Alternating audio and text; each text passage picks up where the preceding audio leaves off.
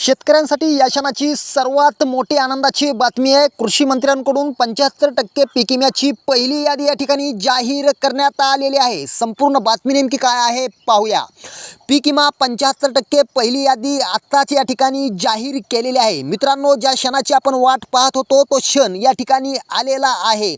75% पीक विम्याची पहिली यादी खालीलप्रमाणे। पहिला जिल्हा बीड, 75% पीक विम्याची रक्कम वर्ग। दुसरा जिल्हा आहे यवतमाळ, 75% पीक विम्याची रक्कम वर्ग।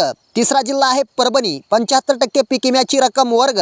चौथा जिल्हा आहे नाशिक, 75% पीक विम्याची रक्कम वर्ग। पाचवा जिल्हा आहे नंदुरबार, 75% पीक विम्याची रक्कम वर्ग। सहावा जिल्हा आहे सांगली, 75% पीक विम्याची रक्कम वर्ग। सातवा जिल्हा आहे सोलापूर, 75% पीक विम्याची रक्कम वर्ग। आठवा जिल्हा आहे नागपूर, 75% पीक विम्याची रक्कम वर्ग।